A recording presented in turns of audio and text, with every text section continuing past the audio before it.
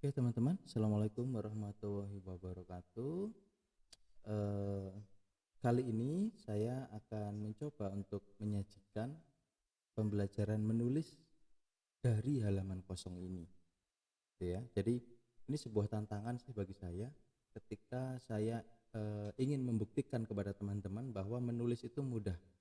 Dimulai dari mencari ide sampai menjadi sebuah tulisan. Setidaknya beberapa menit ke depan kita akan mencoba untuk brainstorming diri kita sendiri, gimana sekiranya kita bisa menulis dengan cepat gitu ya. Nah, saya ingin buktikan di sini. Jadi ini ya tantangan juga bagi saya dikarenakan yang kita hadapi sama-sama adalah kertas kosong gitu ya, dokumen kosong. Ini saya sudah buka Word-nya, kosong, sama-sama kosong, artinya kita sama-sama dalam kondisi tidak punya ide. Oke. eh, Intinya kita akan membuat sebuah artikel ilmiah.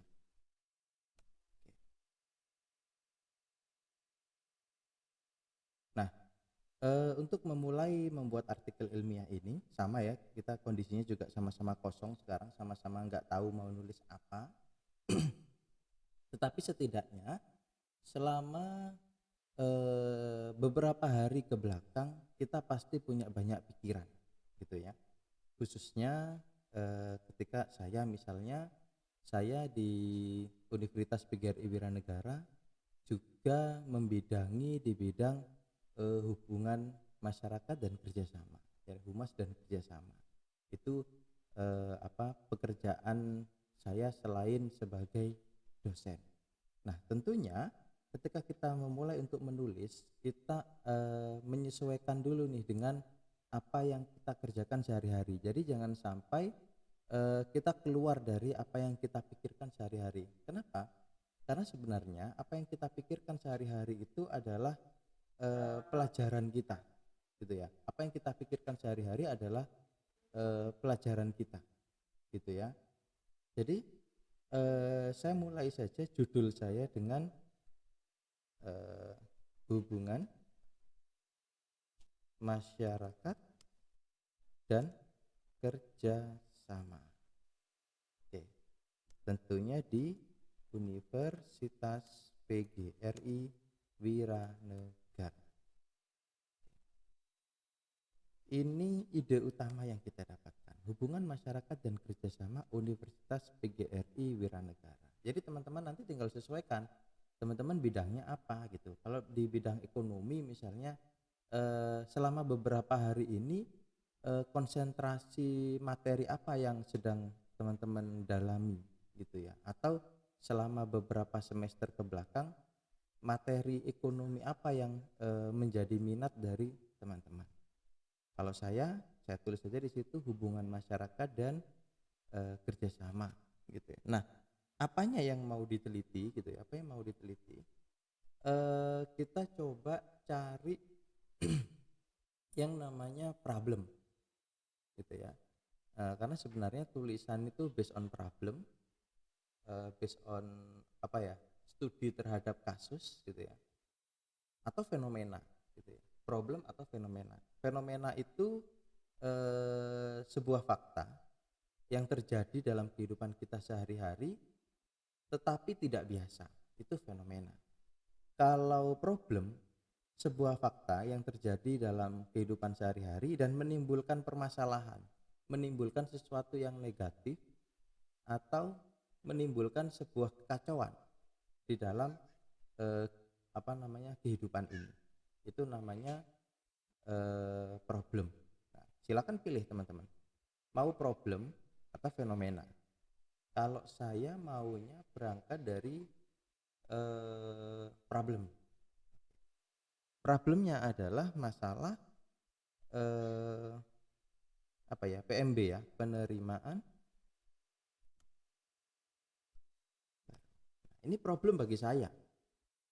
Problem bagi Universitas PGRI Wiranegara untuk meningkatkan dengan segera jumlah mahasiswa yang mendaftar. Ya, PMB, penerimaan mahasiswa baru. Gitu ya. Tentunya saya juga memandang nih beberapa fenomena gitu, fenomena yang sedang sekarang, yang sedang dikembangkan oleh eh, pimpinan di Universitas PGRI Wiranegara adalah terkait kerjasama dengan pondok pesantren gitu ya. Kerjasama dengan pondok pesantren, nah ini kan sebuah fenomena yang tidak biasa gitu ya. Ada sebuah kebijakan bahwa kita akan lebih banyak berdekatan dengan para santri atau sebut saya di sini pondok pesantren. Nah, kita punya 3 kunci di sini ya. Yang pertama Humas Kerjasama Universitas PGRI Wiranegara, penerimaan mahasiswa baru, dan Ponpes. Oke, bidangnya sudah, bidang kajiannya sudah terkait dengan humas dan kerjasama, lokasinya sudah Universitas PGRI Wiranegara, kemudian problemnya terkait penerimaan mahasiswa baru, fenomenanya terkait pondok pesantren atau santri. Kemudian Pak Rektor menerapkan kebijakan yang namanya mahasiswa santri, ya, mahasiswa santri. Ini saya anggap sebagai fenomena dikarenakan ini kebijakan yang baru dan sama sekali masih harus dikaji penerapannya.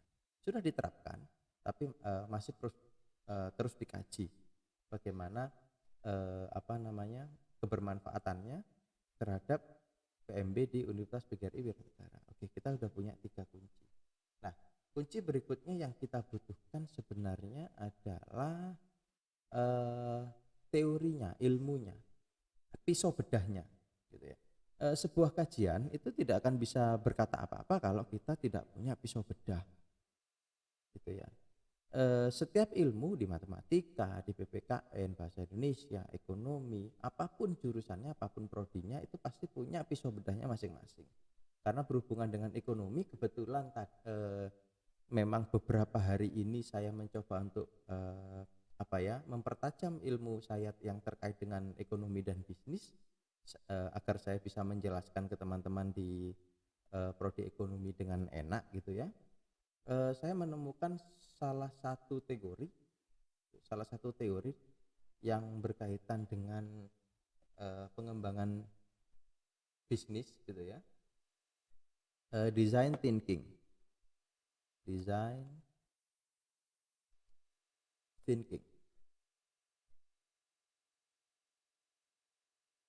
Oke.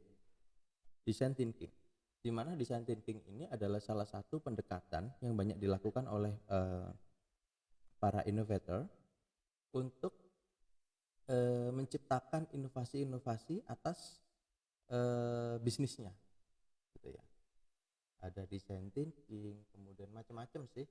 Kebetulan aja yang sedang saya dengarkan mulai dari kemarin sampai tadi pagi adalah design thinking. Ada lagi yang lain, cuma saya lebih tertarik ke design thinking ini. Sepertinya lebih mudah gitu, sepertinya gitu ya. Kita coba aja. Saya sendiri nggak terlalu paham nih tentang design thinking, tapi nggak masalah. Toh setiap hal itu bisa dipelajari gitu ya. Sekarang sumber-sumber belajar udah mudah, di Google bisa juga kita dengan mudah mendapatkan berbagai macam informasi gitu. Sebut saja saya sedang ingin membahas tentang design thinking yang dilakukan oleh pengambil kebijakan di Universitas PGRI Wiranegara terkait penerimaan mahasiswa baru dengan mengembangkan konsep mahasiswa santri. Apa saja ide-idenya dan apa saja inovasi yang muncul atas design thinking terkait mahasantri. Oke. Dari 4 pokok ini saya coba bikin dulu judul. Tapi judul ini nggak pakem ya. Jadi kalau kita nulis itu judul itu ya tulis dulu judulnya, nanti bisa kita perbaiki, kita tata lagi setelah naskah udah jadi. Bisa berkembang, bisa bertambah, bisa berkurang, bisa dimanfaatkan, bisa dikemas dengan bahasa yang menarik.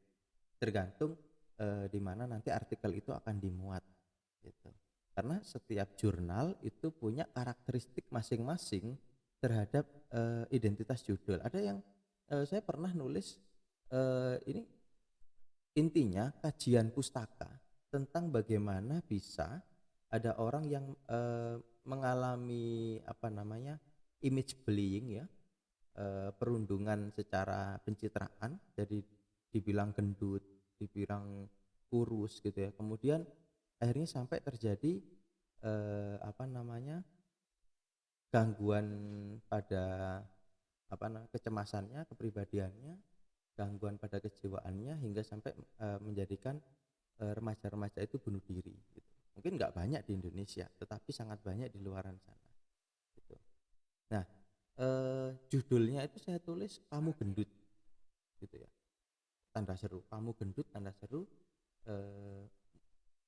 dimulai dari perundungan verbal hingga keputusan untuk mengakhiri hidup.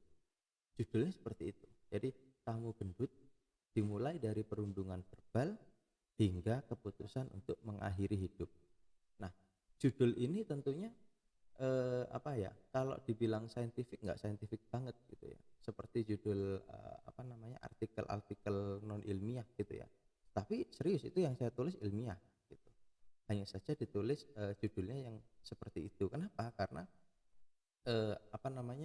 jurnal yang saya target saat itu memang karakteristiknya semacam itu, dan memang kalau kita baca tulisan-tulisan di bidang psikologi, judul-judulnya memang semacam itu. Agak unik gitu ya, nggak langsung nggak saintifik gitu ya. Nah, saya coba untuk membuat dari 4 formulasi ini menjadi satu formulasi judul awal ya, desain hubungan masyarakat dan kerjasama Universitas Pendidikan Negara, penerimaan mahasiswa baru, pondok pesantren, mahasiswa santri, design thinking. Oke. Nah, design thinking ada kebijakan program ya, program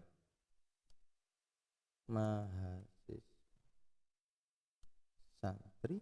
Nah, design thinking pada kebijakan program mahasiswa santri yang diterapkan oleh Biro Hubungan Masyarakat dan Kerjasama Universitas PGRI Wiranegara. Oke. Atas berarti udah bisa kita hapus. Nah, sudah kita ketemu satu judul. Design Thinking pada kebijakan program mahasiswa santri diterapkan oleh Biro Humas dan Kerjasama Universitas PGRI Wiranegara. Udah. Nah, biasanya teman-teman kalau udah kayak gini dah, waduh, susah banget gitu ya. Sebenarnya ya tinggal brainstorming kita aja gitu. Makanya setiap hari diasah. Jadi kemampuan untuk menulis itu hanya bisa diasah dengan membaca, menulis, mendengar. Gitu ya. Jadi kemampuan menulis itu hanya bisa diasah dengan membaca, menulis. Kalau sekarang ditambah mendengar apa? Kalau saya buktikan, saya tiap hari yang saya dengar adalah podcast dan yang materi-materinya terkait dengan apa yang akan saya tulis gitu ya. Jadi carilah podcast-podcast yang bermanfaat, dengan cuma musik aja ya. Oke, kita mulai dengan membuat kerangka gitu ya. Jadi judul sudah, berikutnya adalah membuat kerangka. Pertama-tama yang perlu kita tuliskan di dalam sebuah karya ilmiah adalah definisi. Kita berikan penjelasan-penjelasan definitif. Yang pertama, apa itu program Mahasanti? Ini mahasiswa santri. Ini dulu kita jelaskan. Tentunya nanti data-datanya adalah data-data real dari apa yang sudah dilakukan oleh Universitas PGRI Wiranegara. Kemudian design thinking pada kebijakan publik. Nah, tentunya apa ya? Bukan kebijakan publik ya. Sorry. Design thinking pada pengembang program. Kita cari, kita asal aja dulu. Intinya kita cari design thinking pada pengembangan program di sebuah lembaga, atau sebenarnya kan kampus itu juga perusahaan ya, sama aja ya, perusahaan di bidang jasa. Itu jasanya tentunya jasa pendidikan, itu kan jasa. Kemudian apalagi ya, program mahasiswa santri, design thinking pada pengembangan program. Kemudian kalau ini kan teori ya, kita cari definisi. Ini deskripsi, tentunya deskripsi, ini definisi.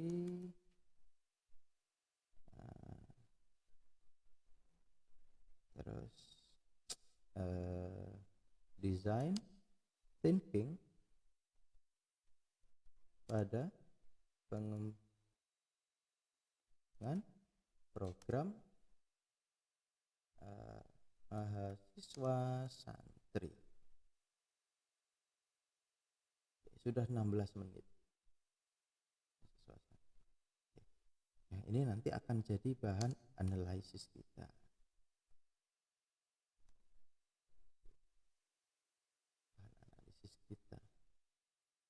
Design thinking pada pengembangan program mahasiswa santri.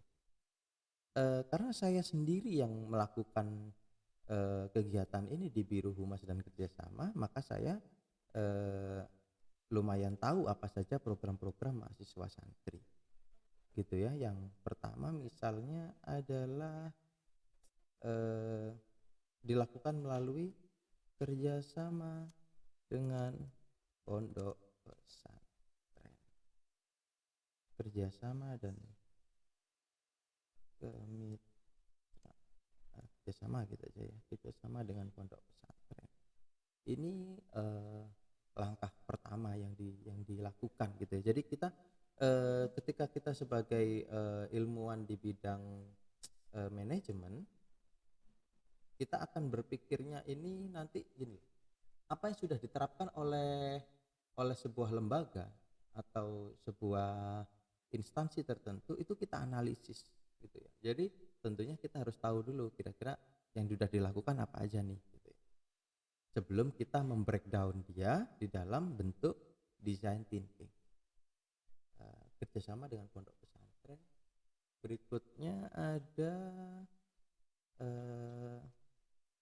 kelas interkoneksi di lingkungan pesantren. Ya, bersama dengan pesantren, kelas interkoneksi di lingkungan pesantren. Kemudian kegiatan berbasis keagamaan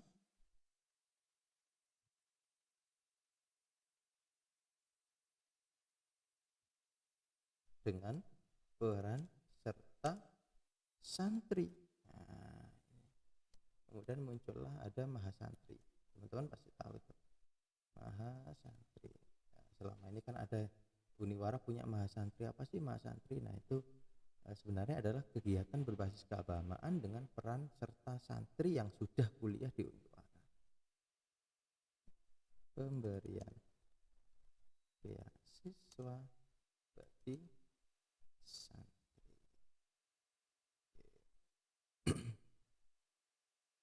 Ya, kelas interkoneksi di lingkungan pesantren dengan model blended ya. Di model blended bersama dengan pondok pesantren. Oke, itu semua adalah program-program di mahasiswa santri. Nanti kita deskripsikan, kita nggak tahu nanti. Jadi jangan ambil pusing pada poin-poin yang baru Anda ciptakan. Udah ditulis saja dulu. kerangkanya ditulis aja dulu, nggak usah dijelaskan. Karena kalau Anda jelaskan sekarang, Anda akan kehabisan akal, kehabisan pikiran, kehabisan energi, kehabisan mood untuk menjelaskan yang atas ini. Sedangkan di bawah kan juga masih perlu dijelaskan lagi. Jadi jangan dijelaskan dulu, udah tinggal aja dulu. Berikutnya design thinking pada pengembangan program. Tentunya ini adalah kajian pustaka. Bagaimana cara nyarinya sih nanti dulu. Gitu ya. Analisis. Oke. Kita coba ini dulu kita cari. Design thinking pada pengembangan program. Sambil saya ajari teman-teman untuk berselancar di internet. Kita manfaatkan apa namanya?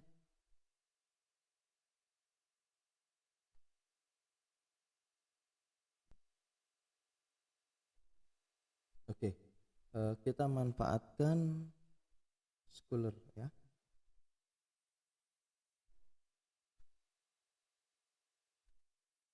Google Scholar.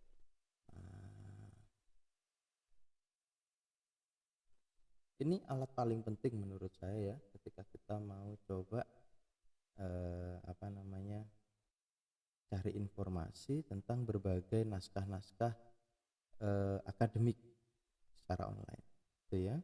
Pakai Google Scholar, kita coba design thinking pada pengembangan. Ada nggak konsep design thinking bagi pengembangan rencana program dan pembelajaran kreatif dalam kurikulum berbasis kompetensi? Nah, ada kan? Penerapan metode design thinking pada mata kuliah desain pengembangan produk pangan, penggunaan design thinking produk kerajinan. Coba kita cari yang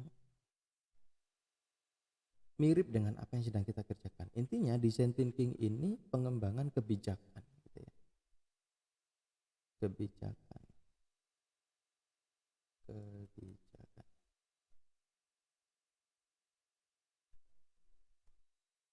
Cari yang mirip-mirip. Oke, mungkin ini kita ambil. Jadi kita ambil sarinya aja, gitu. Kita ambil sarinya. Design thinking sebagai metode pengembangan, enggak, ini untuk bisnis. Konsep design thinking pada lembaga bimbingan.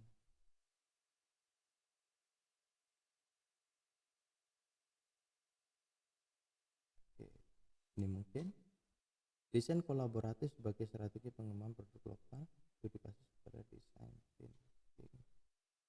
Pengembangan pendekatan desain thinking konsep pada usaha pengelolaan jahe, aplikasi desain thinking dalam inisiasi pembangkitan sentra.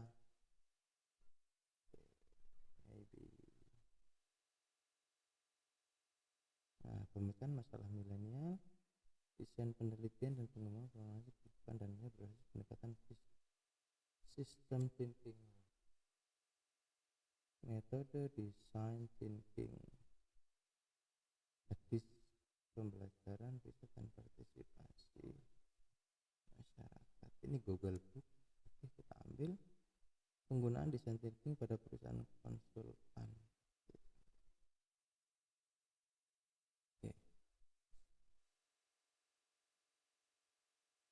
Pengembangan rencana program dan pembelajaran kreatif dalam kurikulum.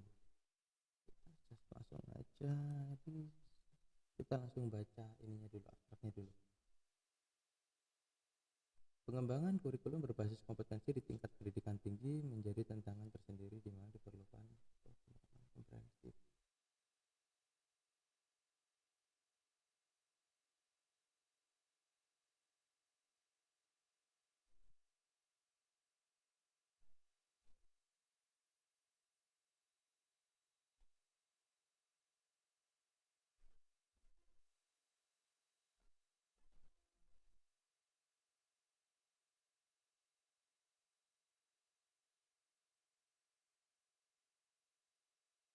Proses sistematis yang berpusat pada manusia sebagai penggunanya.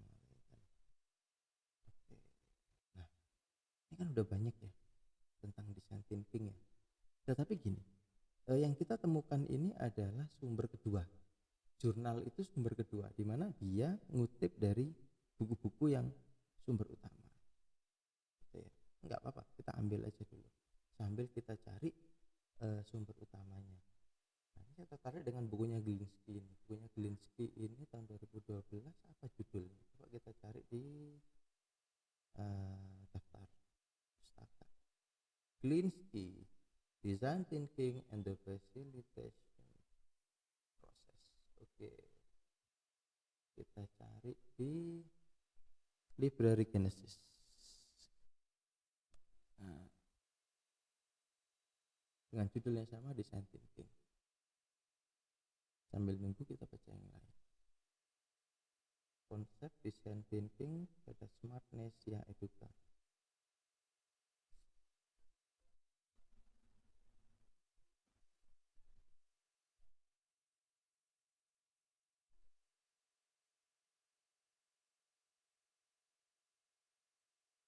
Nah, ini ada juga ini Design Thinking for Social Innovation. DOI-nya ada, kita copy ini DOI-nya.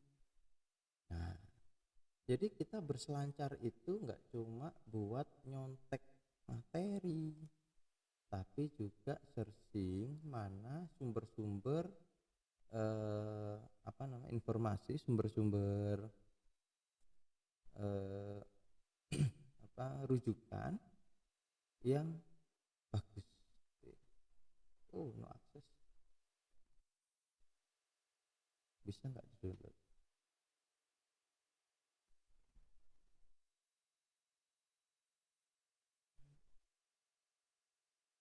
Access content.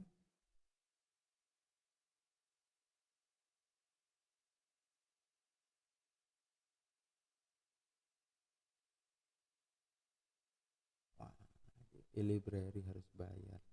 Enggak apa-apa, kita cari aja di Libkan nanti ya. Pasti judulnya Design Thinking for Social Innovation. Biasanya ada aja. Design Thinking.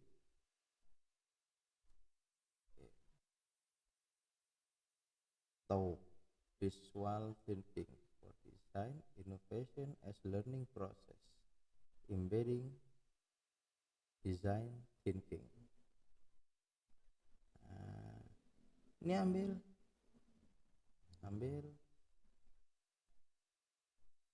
Design Thinking, Understand, Improve, Apply.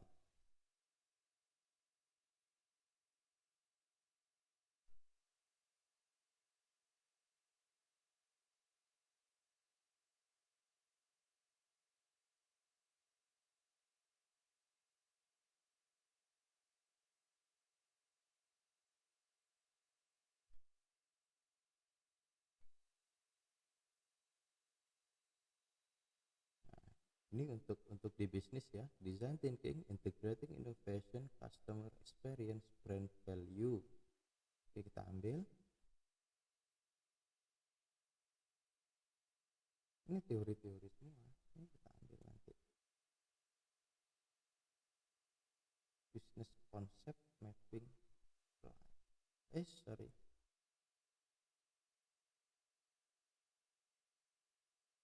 Nah, mana tadi?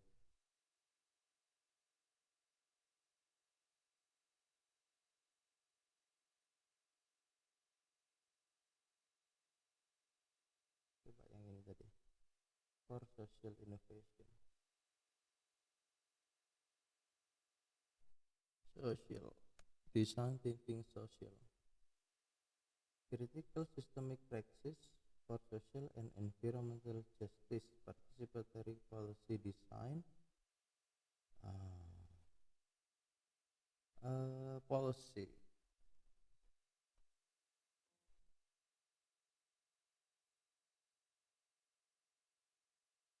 Kebijakan. Design Thinking Kebijakan. Kalau yang ini tadi Design Thinking and the Facilitation Process. Coba.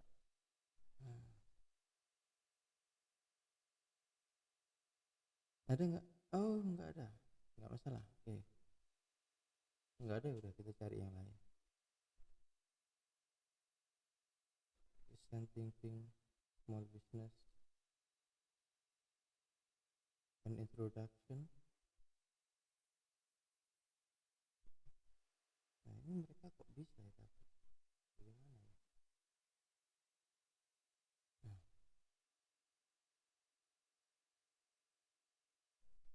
lanjutkan. Lanjut.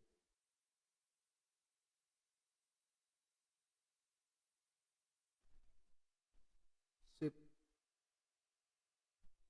An introduction to design thinking process guide. Nah, oke, kita dapat nih guys. Kan banyak nih tentang design thinking. Kita simpan dulu. Kita simpan dulu. Kita cari tempat yang sempurna untuk menyimpan.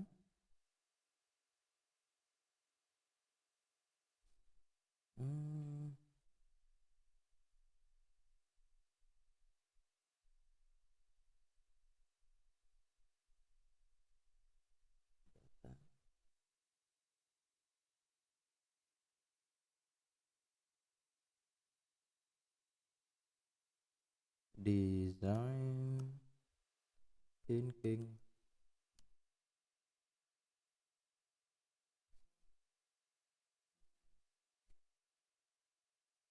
sumber-sumber. Oke, masukkan dulu sini. So,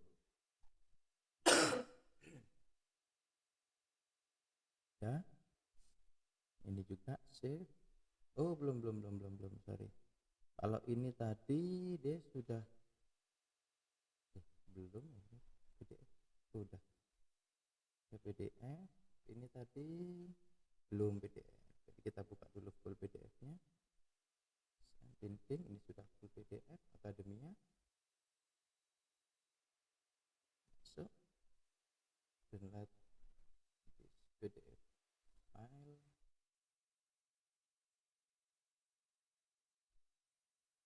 setengah jam.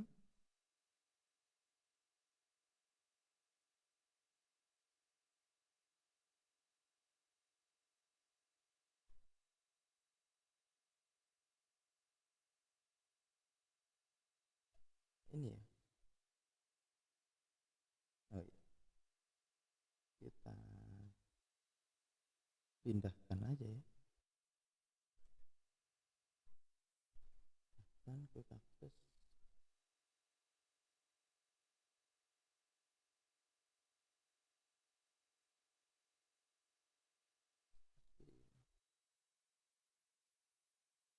Data design design thinking sumber-sumber masukkan sana. Enggak kelupaan ya, masuknya di download. Oke, sudah. Ini juga sudah.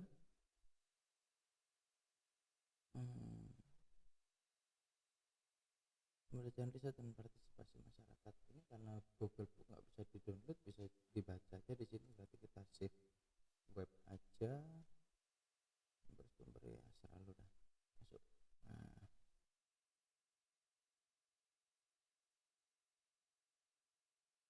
juga unduh file PDF, dia sudah unduh, kita masukkan, nggak usah dibaca dulu dah, kita kumpulkan. Ini bukunya tadi ada beberapa buku, Innovation as Learning Process. Oke, klik get, dia akan masuk situ. Tinggal klik covernya, get. Sama ya. Oke.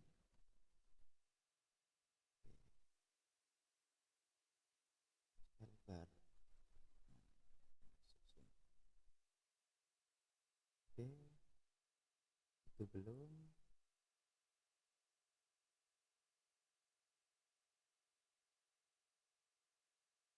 Oke,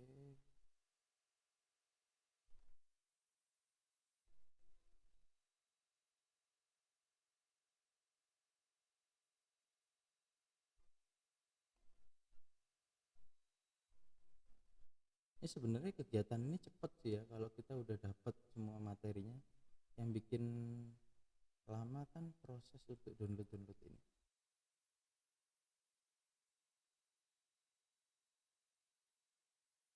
Oke.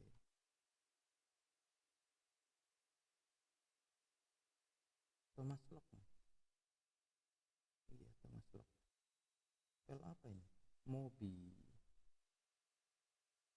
Nah, Thomas Lockwood ini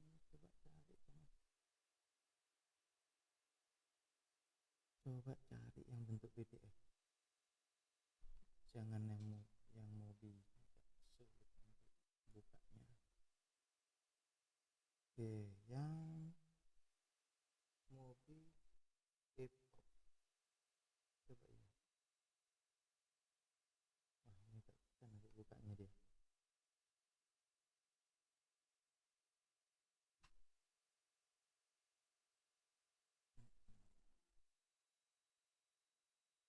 Sambil kita download yang lainnya.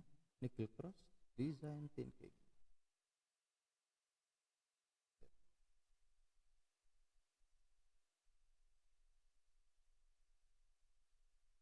Sama nggak sih? Coba.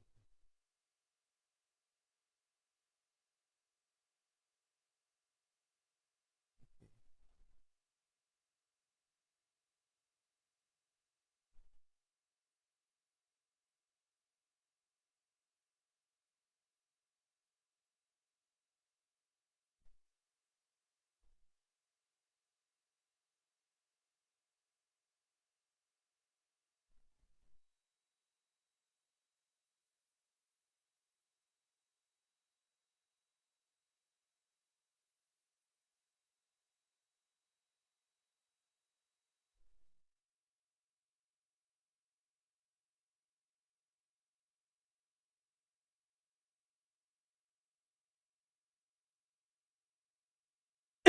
Oke teman-teman, intinya kita sudah punya materi-materinya ya. Jadi yang pertama nantinya adalah apa itu design thinking.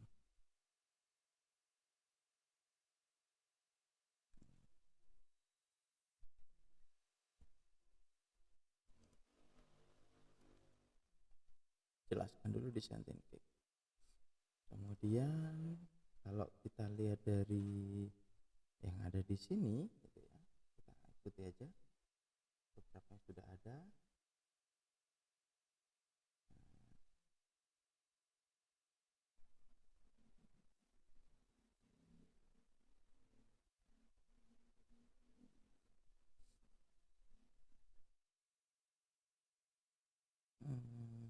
Konsep design thinking, konsepnya dulu.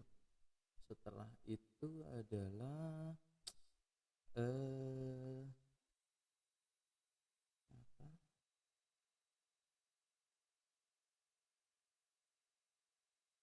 proses design thinking.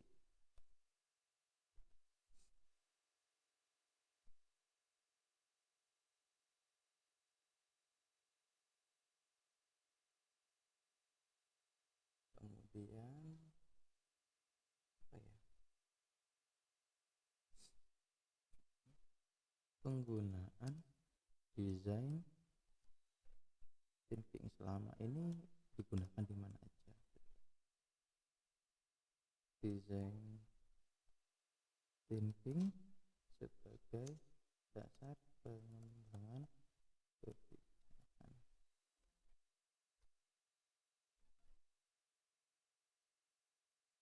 Program atau kebijakan. Saya lebih suka program ya, kebijakan program. Pengembangan program.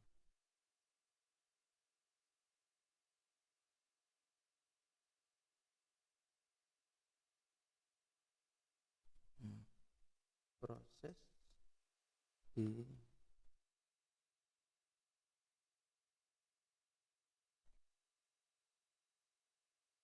gini sih,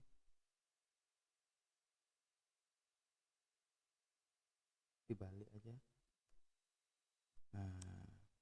design thinking sebagai dasar pengembangan program mahasiswa santri. Proses design thinking pada program mahasiswa santri. Penggunaan design thinking ya, saya kira gini susunannya nanti gitu ya, yang akan kita buat. Saya masukkan sini dulu nih sumber-sumber yang sangat penting nanti.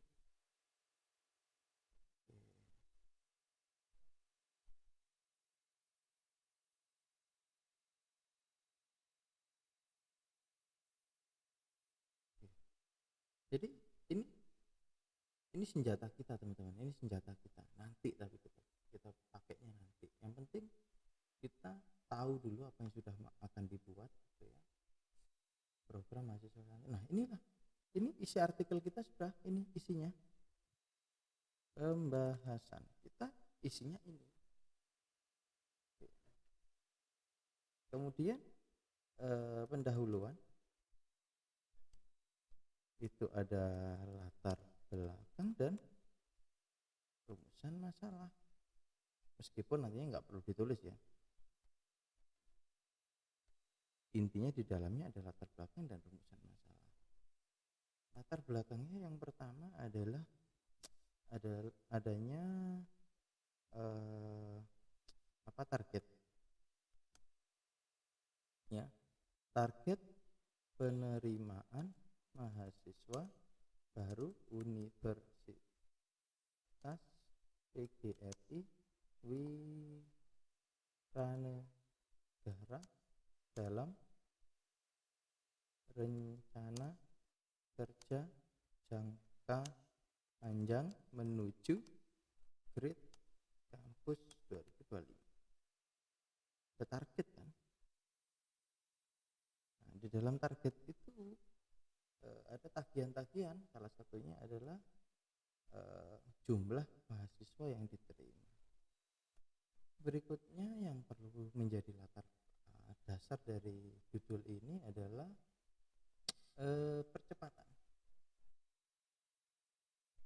penerimaan mahasiswa baru Universitas PGRI Wiranegara. Apa saja usahanya, macam-macam. Oke, dijelaskan nanti. Kemudian kita coba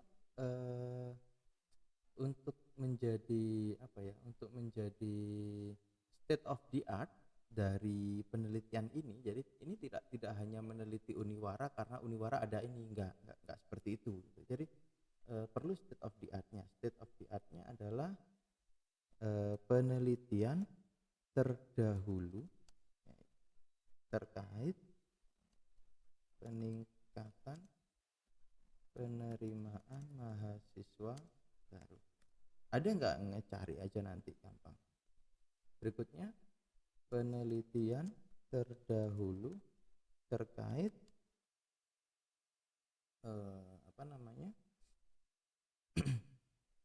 design thinking pada program di perguruan tinggi. Ini dicari. Jadi isinya latar belakang itu yang pertama adalah fakta-fakta gitu ya, bahwa Uniwara di 2025 ingin jadi Great Campus dengan 5.000 mahasiswa.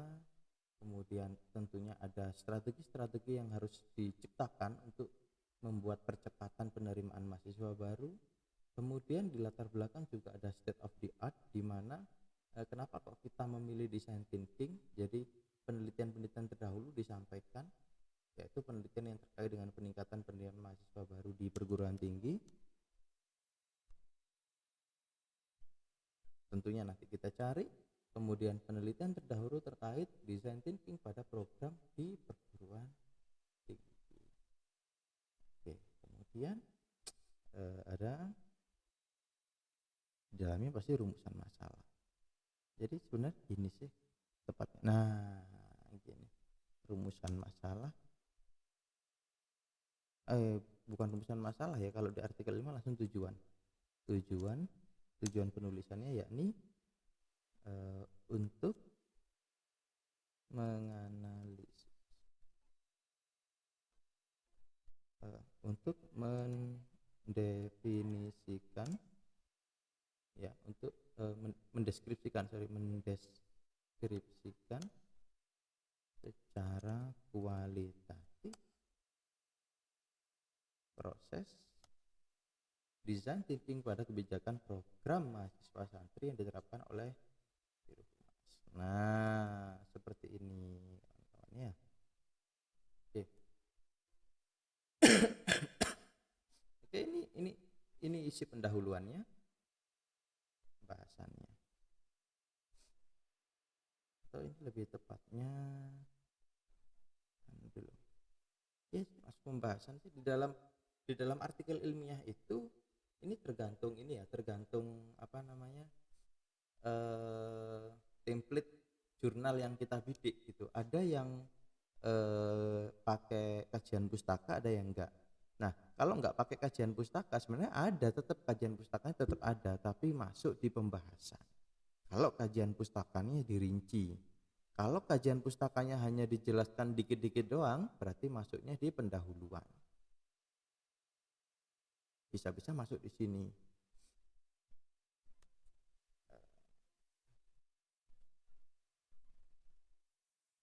Design thinking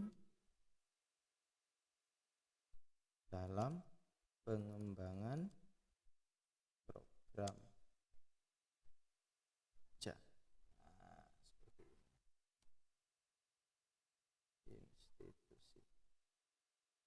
Sebenarnya kalau ini kan ada teori juga, ada teori juga, ada ini ya, penelitian terdahulu gitu, nyambung juga ke sini gitu.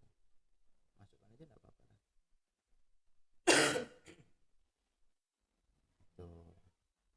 Kalau ini mau dibuat pembahasannya taruh di sini, berarti di sini. Nah, pembahasan berarti ini kajian pustaka. Itu teman-teman. Oke.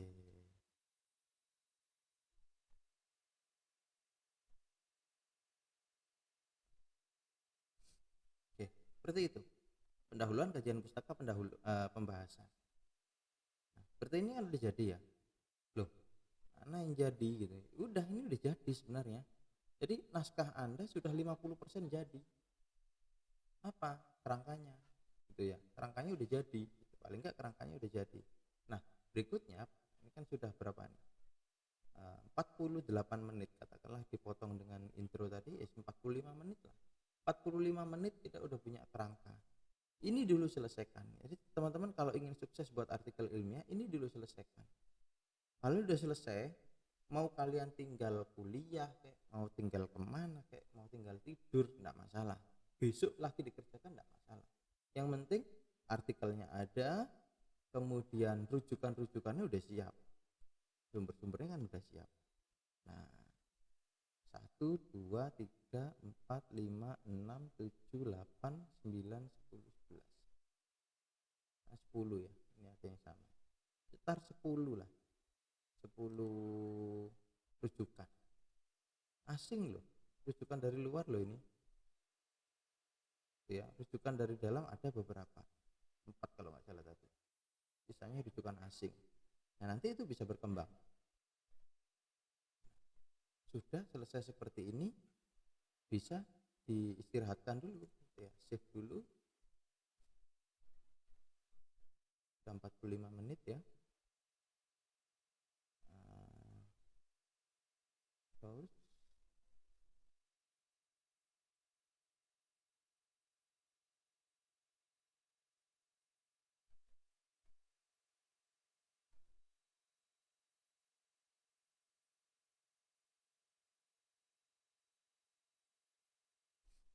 oke.